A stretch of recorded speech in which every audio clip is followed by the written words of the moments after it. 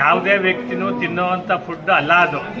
ನಾವು ಕೇಳೋದಿಷ್ಟೇ ಅಧಿಕಾರಿಗಳಿಗೆ, ಸರ್ಕಾರ ಬಡವರಿಗೆ ಗುಣಮುಕ್ತ ಆಹಾರ ಕೊಡಿ ಅಂತ ಸರ್ಕಾರ ಆದೇಶ ಮಾಡಿದರೆ ಕೊಡಿ. ಇಲ್ಲ ಸರ್ಕಾರ ಬಡವರಿಗೆ ಕಲ್ಲು ಮಣ್ಣು ಧೂಳು ತಿನ್ನಕ್ಕೆ ಸರ್ಕಾರ ಹೇಳೈತಿ ಅಂದರೆ ಅದನ್ನು ನೀವು ಬಂದು ಹೇಳಿ ಅಂತ ನಾವು ಪ್ರಶ್ನೆ ಮಾಡ್ತಾ ಇದ್ದೀವಿ. ಅಧಿಕಾರಿಗಳು ಯಾವುದೇ ಥರದ ಉತ್ತರ ಕೊಡೋದನ್ನೇ ಜಾಣತನದಿಂದ ಒಳಗಡೆ ಕೂತಿದ್ದಾರೆ.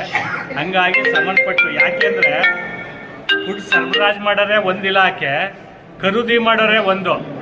ಇವರು ಅವ್ರ ಮೇಲೆ ಹೇಳ್ತಾರೆ, ಅವ್ರು ಇವ್ರ ಮೇಲೆ ಹೇಳ್ತಾರೆ. ನಮಗೇನಾಗ ಖರೀದಿ ಮಾಡೋರು ಬೇಕು, ಸರಬರಾಜು ಮಾಡೋರು ಬೇಕು. ಯಾಕೆಂದರೆ ಅವರಿಬ್ಬರನ್ನೂ ಕೇಳೋದು ಇಷ್ಟು, ಸರ್ಕಾರ ನಿಮಗೆ ಬಡವನಿಗೆ ರೈತರಿಗೆ ಒಳ್ಳೆ ಆಹಾರ ಕೊಡಬೇಕು ಅಂತಿದೆಯೋ ಕೆಟ್ಟ ಆಹಾರ ಕೊಡಬೇಕು ಅಂತಿದೆಯೋ ಅದನ್ನು ನೀವು ಮೀಡಿಯಾದಲ್ಲೋ ಅಥವಾ ನೀವು ಪತ್ರಿಕೆಲ್ಲೋ ಹೇಳಿ ಅಂತೇಳಿ. ಇವರು ಸರ್ಕಾರಕ್ಕೂ ಕೂಡ ಮೋಸ ಮಾಡ್ತಾ ಇದ್ದಾರೆ. ಯಾಕೆಂದರೆ ಯಾವುದೇ ರೈತರಿಗೂ ಕೂಡ ಒಳ್ಳೆ ಗುಣಮಟ್ಟದ ಆಹಾರ ಕೊಡ್ತೀನಿ ಅಂತ ರಿಪೋರ್ಟ್ ಸರ್ಕಾರಕ್ಕೆ ಹೋಗುತ್ತೆ.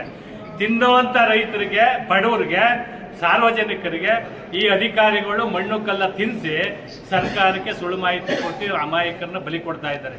ಅದಕ್ಕೆ ಈ ಭಾಗ್ಯ ಸರ್ಕಾರಕ್ಕೂ ಮುಟ್ಟಬೇಕು. ಇಂಥ ಧೂಳನ್ನು ಕಲ್ಲು ಮಣ್ಣ ತಿನ್ನಿಸುವಂಥ ಅಧಿಕಾರಿಗಳು ಸರ್ಕಾರಕ್ಕೆ ಏನಾದರೂ ಬಡವ್ರ ಪರ ಏನಾದರೂ ಒಳ್ಳೆ ಆಹಾರ ಕೊಟ್ಟು ಬಡವ್ರನ್ನ ರಕ್ಷಣೆ ಮಾಡಬೇಕು ಅನ್ನೋ ಸರ್ಕಾರ ಕಾನ್ಸೆಪ್ಟ್ ಇದ್ದರೆ ಇಂಥ ಅಧಿಕಾರಿಗಳನ್ನ ಇಮಿಡಿಯೇಟಾಗಿ ಸಸ್ಪೆಂಡ್ ಮಾಡಬೇಕು.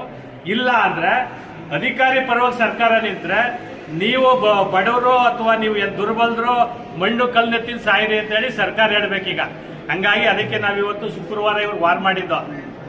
ಈ ಸೋಮವಾರ ಎಲ್ಲ ಅಧಿಕಾರಿಗಳು ಕರೆಸ್ತೀವಿ ಅಂತೇಳಿ ಒಪ್ಕೊಂಡಿದ್ರು. ಬಟ್ ಇಲ್ಲಿವರೆಗೂ ಕರೆಸಿಲ್ಲ.